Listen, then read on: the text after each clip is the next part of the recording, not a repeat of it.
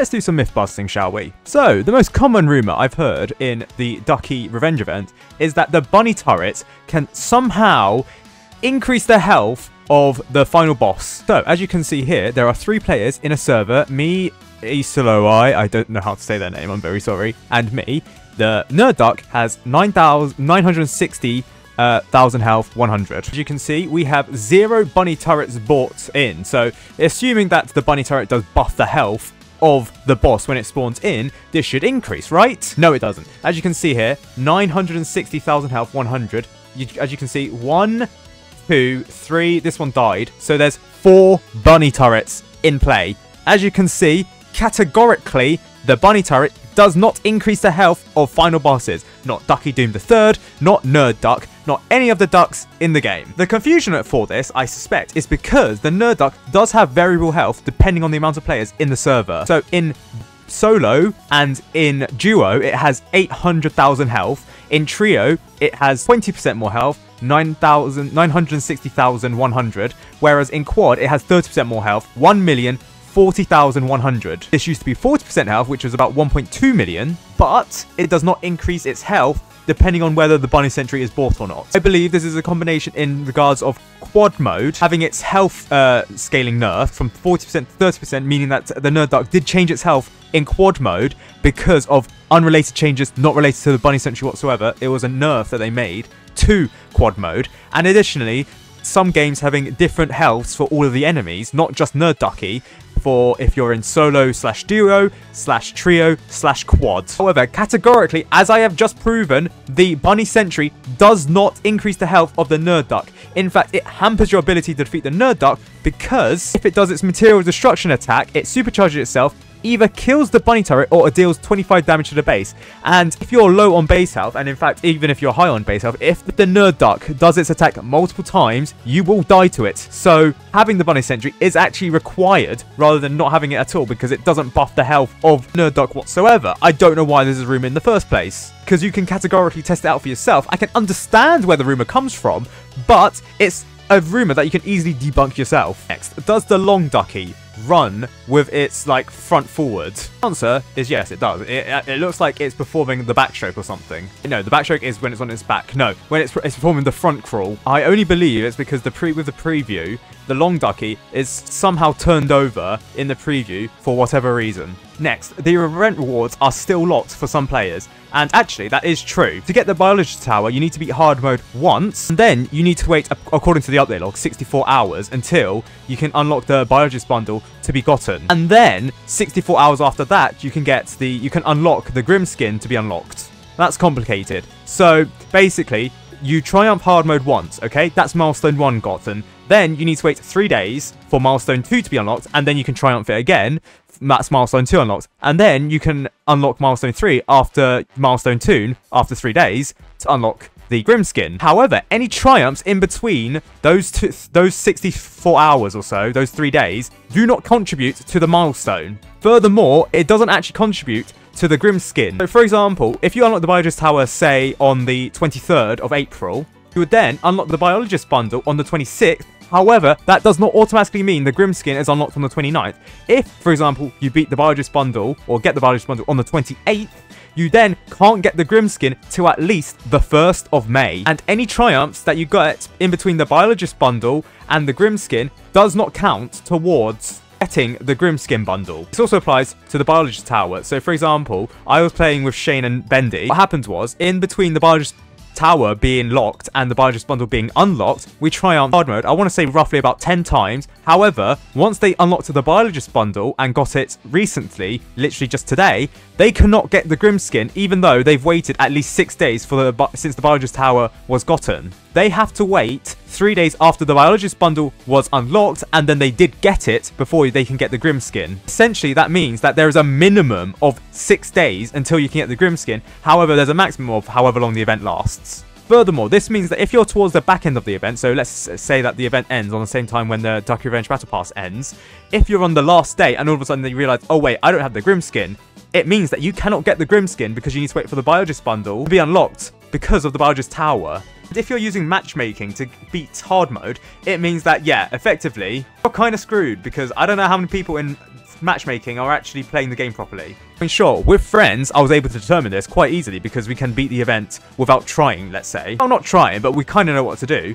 But they realized, oh wait, we can't unlock the Grim skin yet, even though it's been 6 days since we got the Biologist Tower. No, it's not been 3 days since they got the Biologist bundle. Could the developers make this more clear? Sure. Next is not a rumor per se, it's just something that I want to note. Some people have asked, why is there arrows added on wave 10 to indicate the purchase of the bunny sentries, when the dispatcher already says what the bunny sentries are lying around that you can buy them?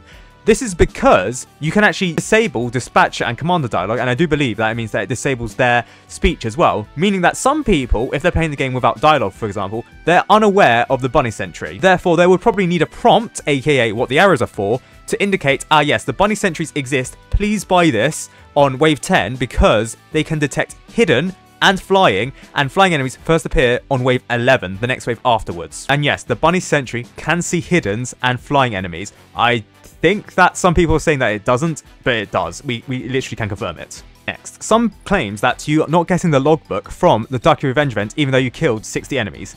That I can actually answer. So, if you restart the event or restart the game, for whatever reason, the developers have disabled logbook grinding if you restart it. This also involves reviving, however, reviving you can't revive in the event, so that doesn't matter.